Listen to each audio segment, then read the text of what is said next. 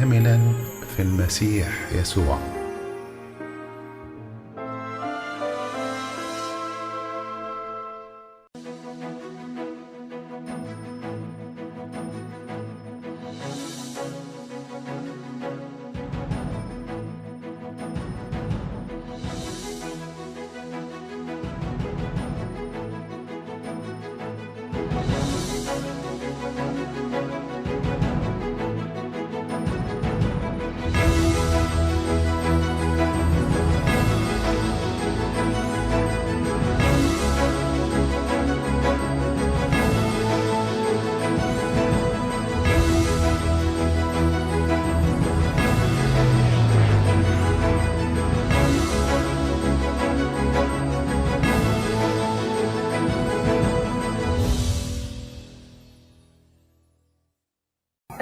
I'm glad today to start with Father Mina Ghobrial from the Christ the Redeemer Church, Lakewood, California, and VP of the Dome. Abuna, I'm so happy to have you today on Logos Channel for first time and in my program too. Thank you very much, Gina. It's a blessing for me to be here, and I'm very happy to be here. Thank you for inviting me to be here. Thank you, Abuna. Abuna, you are responsible for the Dome. Tell the audience what is the Dome and stands for what? Yes, so DOME stands for the Department of Mission and Evangelism. It's a specific department in the Diocese of Los Angeles, just like the Department of Education, just like the Diaconia. So it's a branch in the department that has a specific function. Tell us, Abuna, about your background before priesthood and how did it help for the mission service. You are responsible for the medical portion of the... Yes. Yeah. So DOME does a lot of different things, mostly mission trips, and mission trips can have only a spiritual role or a spiritual and medical role. So when I got involved in DOME, I wanted to get involved in the medical portion because my background is in medicine. I worked as a pediatrician. I love medicine. And I feel like my service as a physician can be helpful. Oh my God! So I got involved in this. Great blessing for us too, and for all the kids. Yeah, it's wonderful. So once I devoted myself to the priesthood, I still wanted to kind of like give a little bit medically.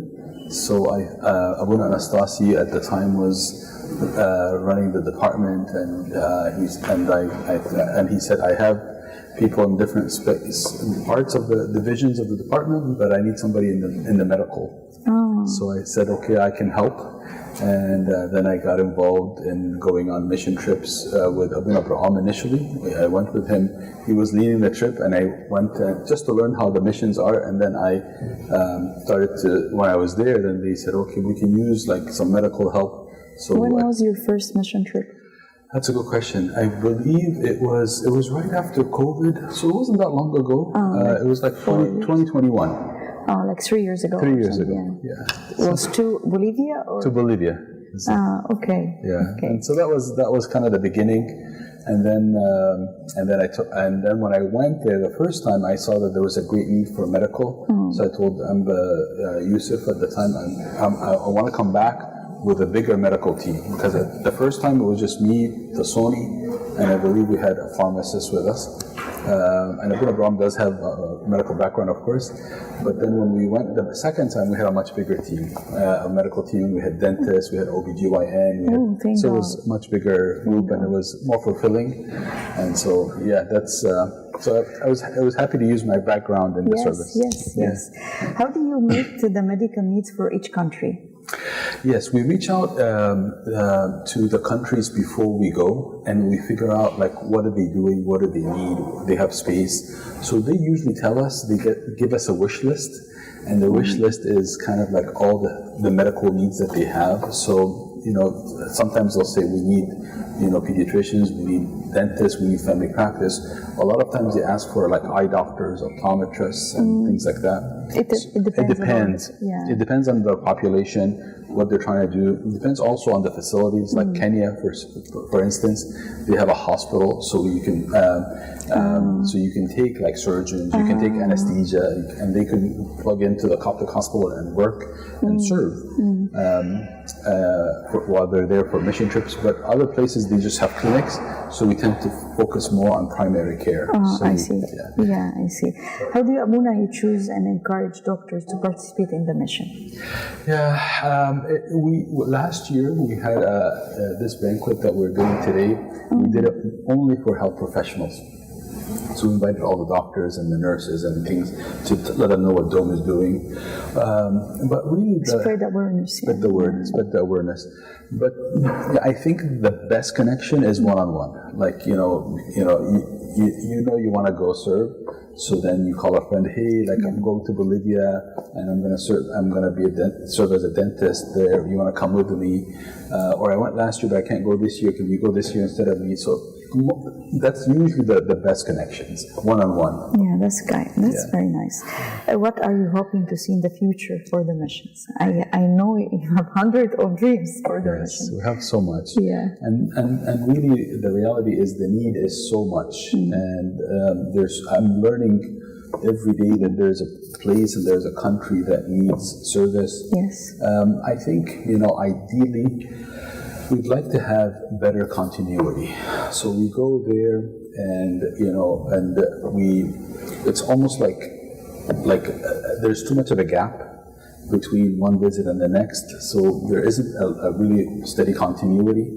So, and this is a vision from Sayyidina too, is like to have a more focused on a couple of areas where we can even serve them more regularly and do more continuity, more in depth. So medically, at least, like we have like an iPad that can keep medical records, so we can have the patients, we see them this year, but then we go back like in 6 months, or at the very longest a year, we have them, and then we can just follow up with them how things are going. So like a deeper and more consistent service would be nice. Yeah, and of course, there's a lot of different areas like, Japan and Thailand and things like that. So God willing, we'll expand, sideways in terms of getting more areas, but also deeper in the areas that we're going and support more projects there. That would be amazing. Yeah. Also, Egypt medical missions. Does Egypt need medical missions? Yes. I think Egypt does need medical missions. Egypt has good medical care. And they have good structure. Comparing to the other countries.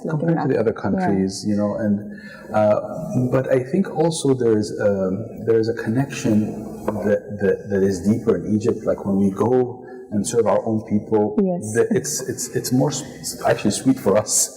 And there is some need, like, there are some people who can't afford it. The medical care is there. Upper Egypt, the people can't afford it. So we do provide that gap for people who can't afford it.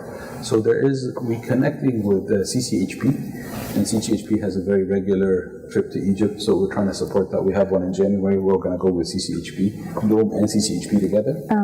So that's a consistent thing. So I think definitely there's a need in Egypt, and there's service there. How important is the educational part of the mission? The education part is very, very important, because a lot of, the Dome, Department of Mission Evangelism, we say that it's to serve, people that we're going, but the reality is that we get served. And so when we go and we get served, a lot of people that come from here are young youth who don't have a lot of experience, who may not even have served in the church for a while.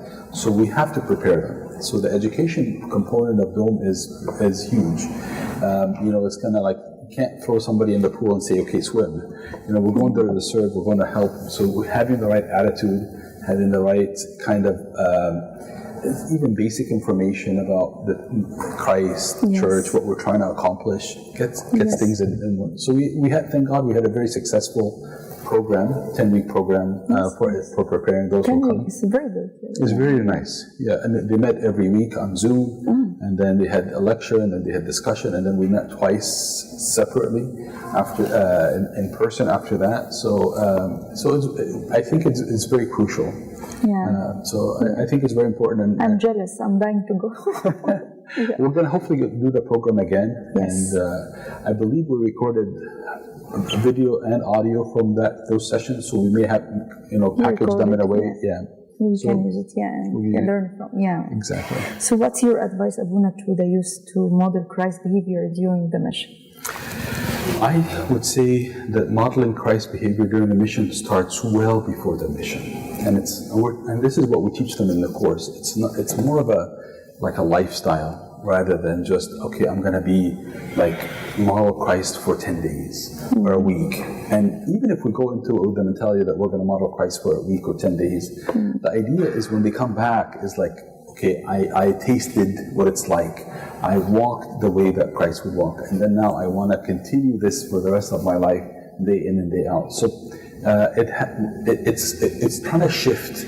The mentality is like, okay, I'm going to just serve this time or be, Christ this time to being Christ all the time. And this is now who I am. And He is, I am in Christ. And He's the one who is leading me. He's the one who's guiding me. He's the one who's speaking for me. And it's preparing for it it's just changing the way you are and what your priority is and who is that you're following. So it's a very deeper preparation. Yes. Yeah. Abuna, thank you so much for your time, and I'm so glad to have you today for the first time. And I'm glad that I'm trying to do anything or share with you anything for Christ's sake. Yeah. Thank you so much, Gina, for your time, and thank you for having me. Thank you, Abuna. Thank you so much. Nader, I'm happy to have you today for the first time on Logos channel in my program. Thank you very much for having me. It's an honor to be here. Great blessing. Thank you. So we have Nader Gad, the Dome Director of Global Missions. It's very interesting to be responsible for and Director for Missions and for the youth. This is... It's fun. It's fun. It has a lot of fun moments. You travel a lot, Lisa. I do. And I'm jealous too. You're more than welcome to join. We have plenty of trips coming up. Thank you. When did you start being in charge of Dome, and how did it happen? It's been about 3 years since I've been in charge of it. And it came from Abuna Anastasi when he was the vice president of Dome at the time. Okay. And he asked me to, and Abuna and I are kind of close, so he asked me to... Abuna Anastasi was in Hawaii? Yes. So he was in Hawaii first, and then he came to Los Angeles, and that's when he kicked off Dome with Sayyidina, and then started building out the department. And then, because I do like to travel, so that he asked me if I can take on this portion of Dome. Okay, that's interesting. Yeah. Yes. So, what mission did you go, and how did you choose people for every country to serve in? So my first mission actually was before Dome was established, and that was in 2019. I took my family, my wife and 3 kids, and we went to Hawaii. Oh, that's why you met Abuna. That's when I met. Well, that's when I knew Abuna from way before, but that's when we first did our first mission trip as a family. Okay. And I will say here that it was. I didn't think that kids could serve in missions. I thought it was always somebody who's, maybe 18, 20 years old. They're just an adult. But I noticed that my kids actually contributed very much into the mission by playing with little kids in the church, Sunday school. So it was actually quite awesome to see the little kids play. Yes, it is. Yeah. Yes. How do you prepare Nader before the mission, and how do you continue after the service after the mission? Yeah. Before the mission is a lot of work that goes in. So and it starts maybe even several months to a year before the actual mission starts. Oh. And that's by connecting with the local bishop, the priest, the servants there that are responsible for the mission, and then asking them really what is the need in the country. Especially if it's a new country to us. So if we've been there, we get to know what's going on. We get to see it firsthand. Yeah. But for me, I have to ask a lot of questions to understand the needs, so I can make sure we're finding, the right support from the team that's going to go out to serve. And then before that, after that, we start to have Zoom meetings as a team with the servants there. So they tell us, for example, we want to focus on medical. Okay. So then we have separate Zoom meetings for the different medical teams. So like maybe for the dentists, for the pharmacist, for the psychiatrist. It depends about the It depends, country. yeah. Every country, how they like to be set up. Some tell us just come, don't worry, and then some want to be very, very organized and schedule different things in their country. So that goes before the mission. That's with the country. And then after that, we open up the website, we put the registration, we do flyers, we put it on Instagram so people can join.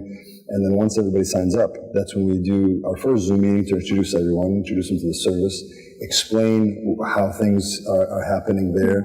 Sometimes we invite a servant from there. Again, if it's new to me, I would invite one of the servants from that country to join us on Zoom to give a little bit more information. Very useful. Yeah, it helps out a lot because, again, if I haven't been there, I don't know, I don't see it firsthand. Yeah. If I have been there myself, then, or other servants who have been there and they come back with feedback, it's really helpful because then we know what to expect. For example, when we were in the Philippines a couple of years ago, we noticed the growth of deacons and the need for deacons to serve more and to understand more about the church.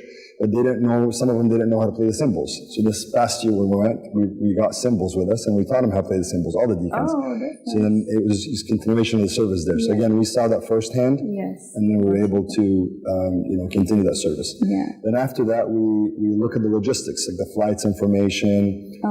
One of the things that we face, which is an amazing thing, by the way, is Dome now is well known worldwide. So we have people that join us from Canada, people that join us from Australia. In fact, this past year, or earlier this year, for Kenya, we had 3 different countries, the US, Canada, and Australia, and we had 8 different states join the trip. Again, amazing service and the growth that we're seeing. So it requires us to make sure people are arriving close to the same time, leaving around the same time, so that way the local servants can set up the pickup and the drop-off and things like that. So a lot of that goes into effect prior to the trip. Another big portion too is the communication with the priest that's going to lead the trip. Oh, yeah. So first, Mina Ghobrial, who's the vice president of Dome, would have a conversation with the priest, and then after they agree that Abuna is going to go, then I have a conversation with him, let him know what his responsibility is going to be. And Abuna's responsibility on the trip is the spiritual portion of the trip. So it could either be picked, the theme of the trip could either be picked by the country. So again, in this example, earlier this year, Philippines asked us to focus on the servants. So into all of our talks, all of our Bible study sessions was all based on servants. I heard they love Bible study so much. They do. They want to learn a lot. I mean, they're new to the church and they're very hungry for knowledge. Yeah. And it's great to see the growth. Original people from Philippines, for example, help you a lot. They do. So they're actually all the servants there. Yeah. I mean, they're in the Philippines. There's Abuna, Mina, Tasson, and Phoebe.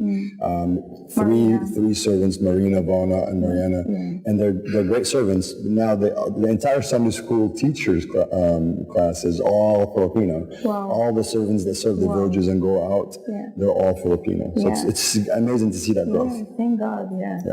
What are the different types of missions you'd like to know? So right now we focus on 2. We focus on spiritual and medical. And again, that depends on the country's needs. Yeah. So sometimes we do just medical. So coming up in 2025 in January, we're going on a mission trip to Egypt. It's only medical, so we're only taking doctors. For Upper Egypt? Or? It's going to be in Upper Egypt, between Beni Suef and Beni Mazar. Okay.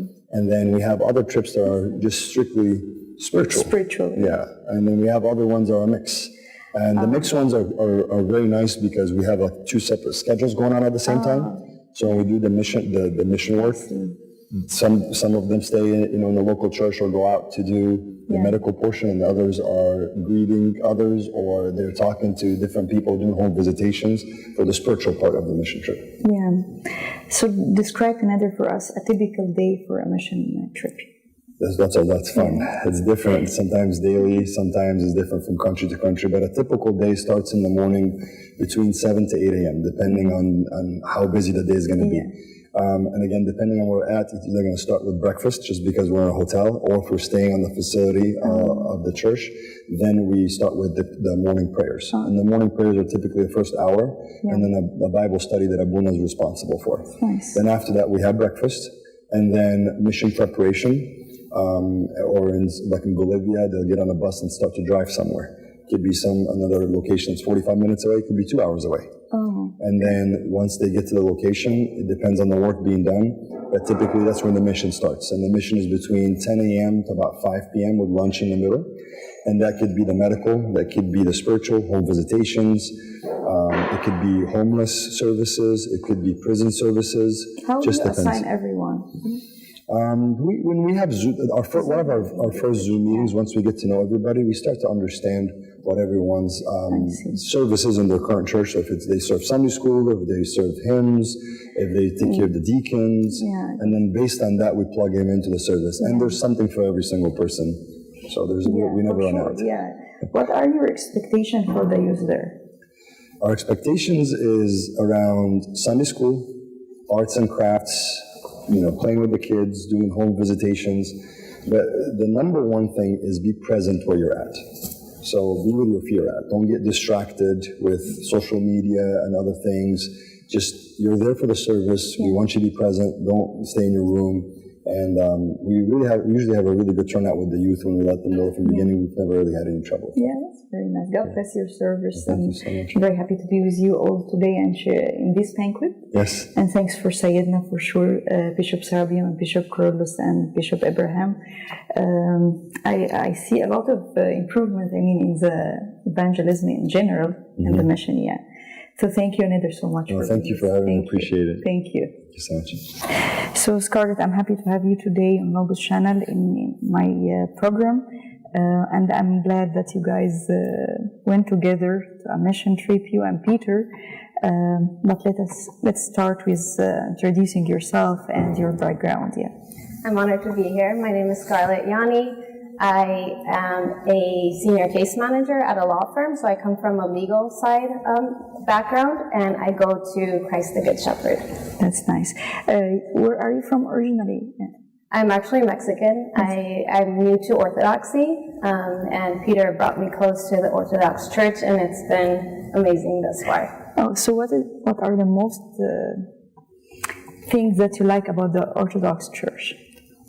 I think it all comes back to, everything is led back to Christ, and service. I'm really big on service. So service and seeing how even the church here has the Saturdays.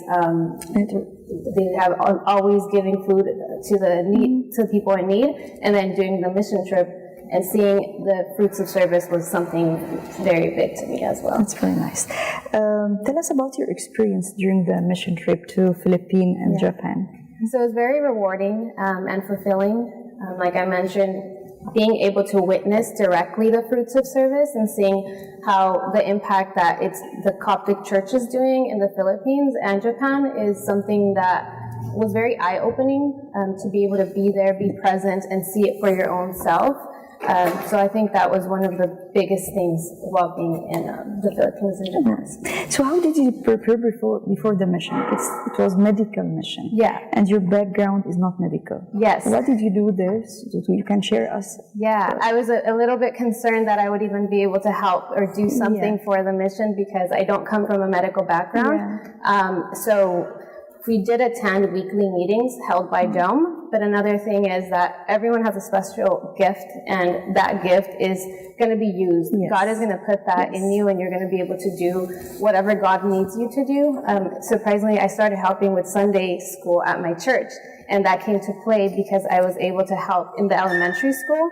I was able to present to the children. I was able to help with the workshops, do plays and activities with them. So that gift within itself, even though I wasn't a part of the medical background, I was helping with the spiritual side and with the children and the youth. Yes. So everyone has a different gift, and I think that don't worry about it. God will use you in the way that He needs. Love. Yes. Most importantly, you're there to share love, and that's what they need. They need the love and attention and just one-on-one with you. Yeah, exactly. Tell us a story or situation that touched you personally during the mission. I think the most, one of the experiences that really stayed in my heart was when we did the house visitations. We walked through the communities, and we saw the living conditions of a lot of the Filipinos and realized that, despite their living conditions, lack of health, all these people were just happy. They were so happy to see us. They were so welcoming. They were open to receiving the word of God. Whereas sometimes when you try to talk about God, people don't do that. But there, everybody was just so happy to have you. They didn't care where they lived. If they had something, they would give it to you. I had a young girl give me her bracelet just because she's like, I want you to take it. So they're just the amount of love, and even though they don't have much, but they'll give you the little bit that they have, was just so touching to me. What would you suggest to improve this time? I went without any expectations. I think it's important to go on the mission without expectations. So you're there to serve. And remember that you are a servant, so you're going to have unpredictable things happen. So for myself, I felt like I went without any expectations. There were situations where, like, when we were heading to Japan, there was going to be a typhoon. And we were thinking, should we go, should we not go? But God just makes everything work out at the end.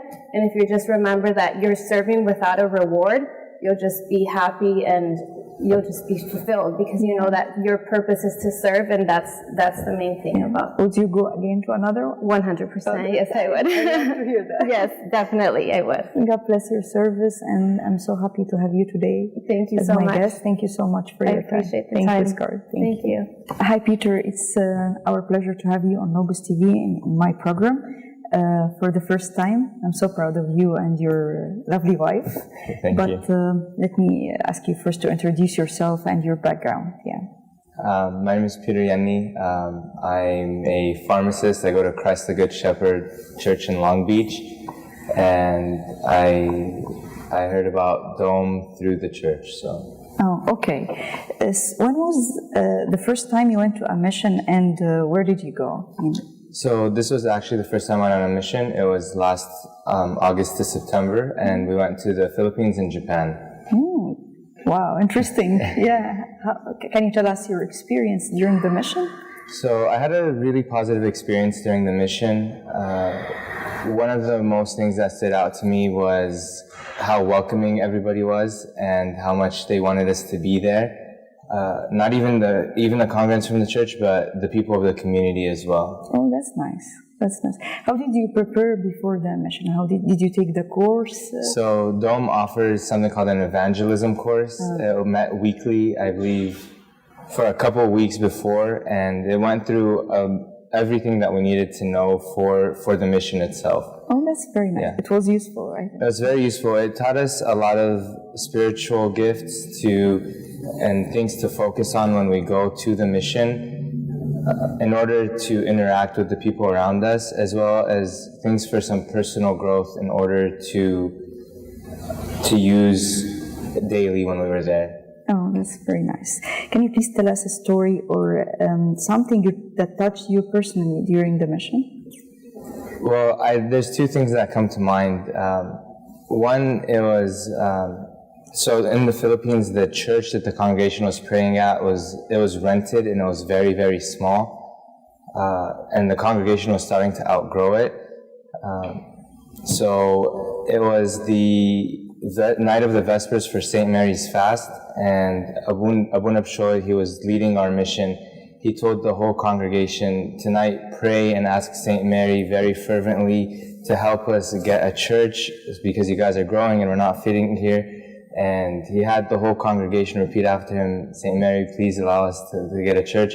So the next morning, after the liturgy of St. Mary's feast, the Bishop Ruiz announced to the whole church that they were able to close on a new building, that they would make a big church for the congregation. Wow. And everyone from the congregation was so excited and cheering, and they were just overwhelmed with joy. Wow. So that's one thing that touched my heart. The other thing that was more personal to me was how God works from any end of the earth. So in the Philippines, they speak English, but what really touched me is there was this whole congregation that learned the Coptic hymns, learned the Orthodox hymns, learned the rites of the church, and they were so enthusiastic about the church. And it really is a miracle that people from different backgrounds and different areas, especially like in the Philippines, were able to be immersed into orthodoxy, into the church like that. That's nice. Would you go again to another mission trip? Yeah, 100%. Really? Definitely, I I'm would. so happy to hear that. What would you suggest to improve this time? I wish we were there for a little bit longer time, but I think everything went very smoothly, and God really touched everyone that was on the mission in their own way, and He did His work through each of us in His own specific way at His own specific time. Oh, thank God. God bless your service, and thank you for your time today. Thank you for having me. Thank you. Marina, I'm glad to have you today. Thank you so much for coming and being with us today. It's a blessing. Can you please introduce yourself and your background? Yes, hi, I'm Marina Luca, and I'm a medical student. That's nice. When was your first time to go to a mission? It was actually just a few weeks ago. It was my very first one, and coincidentally, my whole family was able to join. Oh, that's very nice. I mean, you went to the Philippines and? Yeah, I went to the Philippines and Japan. Oh, okay. Tell us your experience during the mission. It was absolutely lovely. Like, I just had an amazing time, and I had no idea what to expect. And the people loved us, and we loved the people there, and it was just so rewarding. How did you prepare to go before the mission? Before, there was an evangelism course. So for a few weeks, we had to learn how to serve, how to spread the word of God. Also, from the medical standpoint, there was a lot of medication to prepare, to get from the pharmacy to pack with us. So, and besides all that, there was just a lot of prayer to hope that, we'd be able to serve the people there well, to hope that they were able to, just receive all the blessings, and for us also to receive the blessings. Yeah. So you came from medical background. Yeah. And you saw a lot of patients. Yeah. In need. Yes, yes. In real need. Yeah.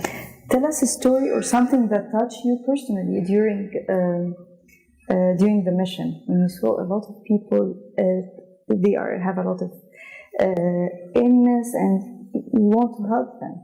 Yeah, there's so many stories that just were beautiful. A few from the patients that even if they weren't able to receive much care, they still were so thankful that the doctors and the nurses were just able to see them, and they were also just happy to go to the church and receive just even a little bit of blessing, even if they weren't given, the full treatment.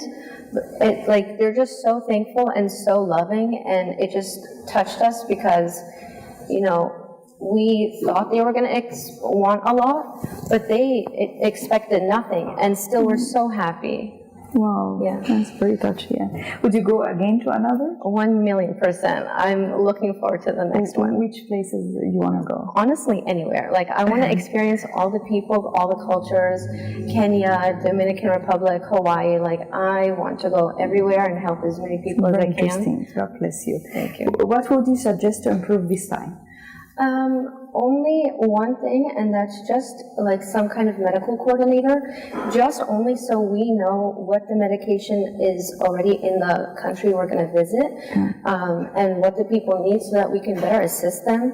Yeah. Just to have an inventory, some kind of medical coordinator to contact us on both sides of the countries, just so that we can make sure to prepare better next time. Thank God. Thank God for to hear that from the youth. This is something, it's a great blessing. Yeah. Thank you, Marina, so much. Thank you for being with us today. Thank you. Sarah, I'm happy to have you today as a guest on August channel. I'm 19 years old. I'm so proud of you that you went to a mission. Can you please introduce yourself first and your what do you do now? Yeah, so I'm Sarah Gergis. I'm 19 years old, as you said, and I'm a third year in college. I'm from Orange County, California. I go to St. Brennan 308. That's very nice. When was the first time you went to a mission, and where did you go? So my first time was in June, and I went to Kenya. Oh, So, yeah. How was it, Kenya? Amazing. I feel like there's really no word to describe how Kenya is. It's just a life-changing experience, to say the Tell least. us your experience during the mission. The people were more than welcoming. As soon as you even arrive in the plane, everyone's welcoming you, saying welcome, thank you for being here. And so you just feel the love from everyone. You never fail to feel Christ's love through every single person. So it was incredible. How did you prepare before the mission? So Dome does have a series every week to prepare, but also I spent a lot of time by myself, like kind of in contemplation, because it was my first mission trip and I didn't really know what to expect. So I would pray about it a lot because, I can't handle it myself. I need God to take control. Yeah, that's very nice. Share with us a story or something that touched you during the mission. Yeah, so there's a couple that have really touched me during my experience. I think the one that touched me the most was visiting the brothels where like the sex workers would be, because at first they kind of reject you, but we came and we were singing with them the whole time, and they changed completely. Their attitudes changed completely. They were so happy to just see us spreading Christ's love no matter the reaction that they have. And so they were very happy in the end, and they came to church the next day. It's very nice. What would you suggest to improve this time? Honestly, I didn't really expect anything going there, so I loved every part of it. I think that even the times where, things didn't go as planned, it's still, by God's grace, was amazing. Would you go again to another? 100%. Where do you want to go? Honestly, everywhere. I don't really have like a specific place. Maybe the next one would be somewhere in Africa again. Again, you fall in love with I fell in love with Africa, yes. I heard that a lot. Nice. God bless your service. I'm so proud. At this age, you go to a mission. So proud of you. Thank you so much for being with me today. Thank you. Thank you for having me. Ramon, it's our pleasure to have you today on Nogu's channel for the first time. Thank you. Welcome to my program. Can you please introduce yourself and your background? Sure. My name is Ramon Tedros. I'm from St. Mina's in Riverside, here in California, obviously. Been there for about 33 years, and happy to be here with you guys in Locust today. Oh, that's good. That's our pleasure, yes. So when was, Ramon, first time you went to a mission, and where did you go? So my wife has always had a passion to serve a mission trip. And so we haven't had a chance because we have a 4-year-old. So by God's divine planning, we ended up at a wedding in the East Coast, ironically, and we ran into Amba Yusuf of Bolivia there. And out of nowhere, which is again a divine providence, because it's something she's always wanted to do, but we just haven't had practically the ability to do it with a 4-year-old. That's interesting. We run into him, and he just asks us, "Have you guys done a mission trip before?" He's amazing. Yes. And so he just very inviting to find a few minutes into the conversation. And we pointed at the 4-year-old and said, "We'd love to, but we can't." He said, "Bring him with you." And so that was the mission trip that was being scheduled about 6 months after that, which was in Dominican Republic in Puerto Plata. And it's... How was it? Tell us about your experience during the mission. It was wonderful because we always, number one, I think of Dominican Republic as a place for vacationing. So we never, number one, I didn't know we had a need in the Dominican Republic, so it was very eye-opening.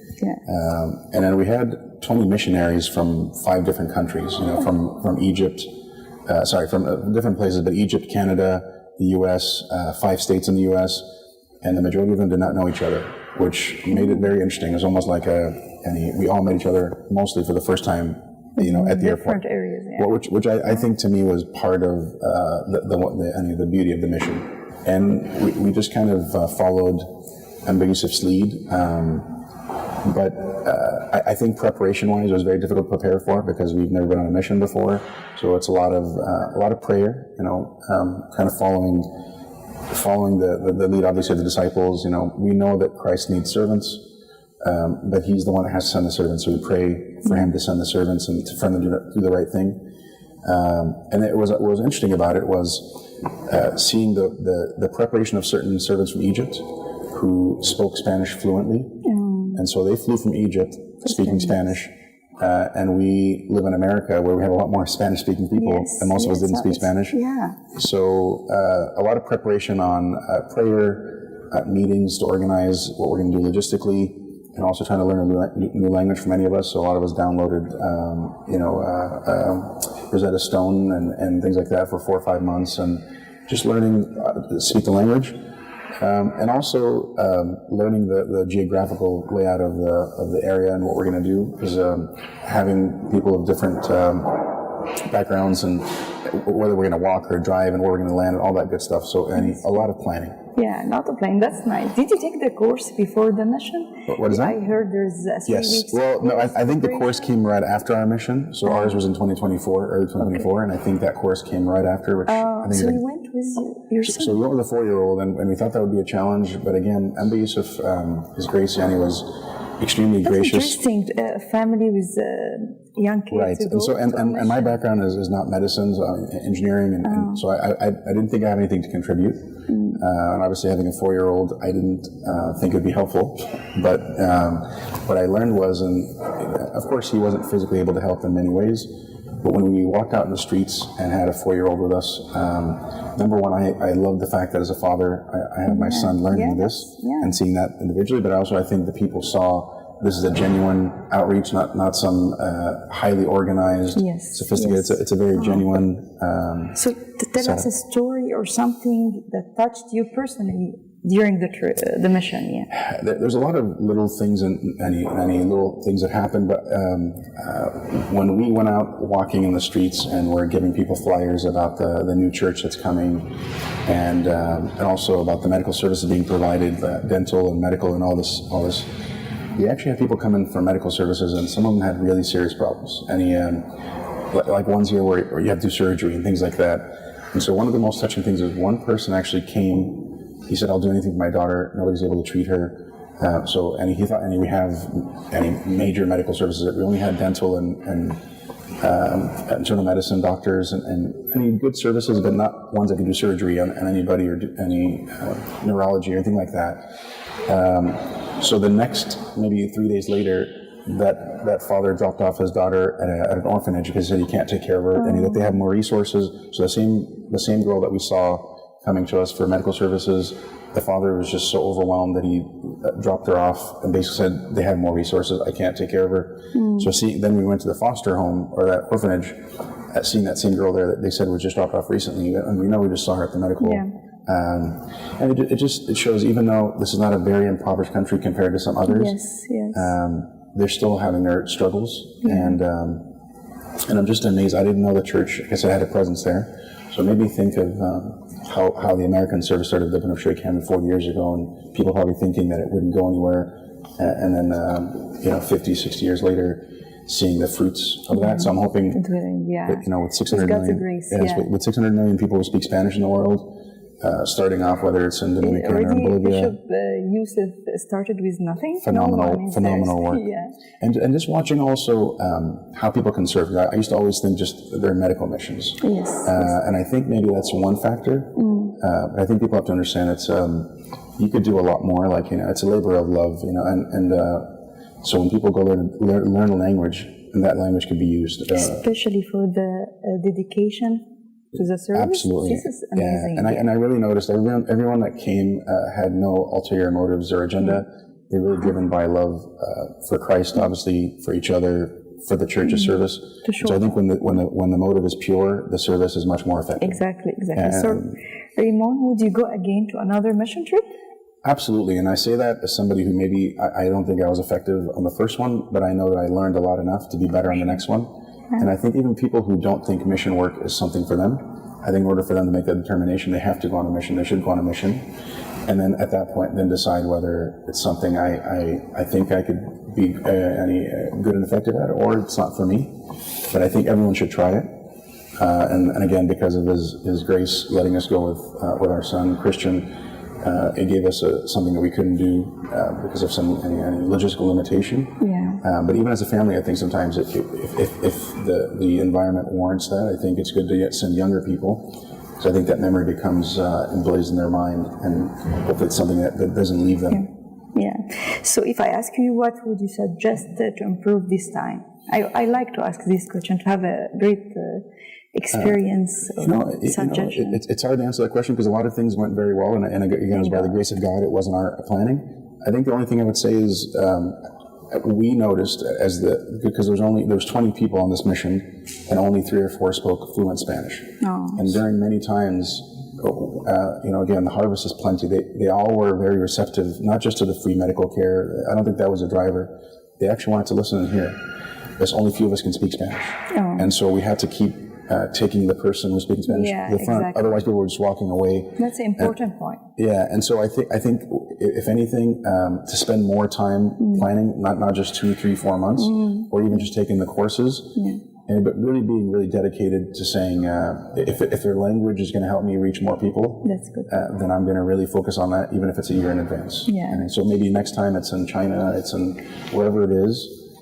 The language becomes a way of showing love by saying, I'm going to learn this in order to benefit people's salvation. Exactly, and so it's hard to link language to that, but it really is practical. Yeah, it is. God bless your service. And thank you very much. And thank you so much for your time. My pleasure. Thank you so much. Thank you, Ramon. Thank you.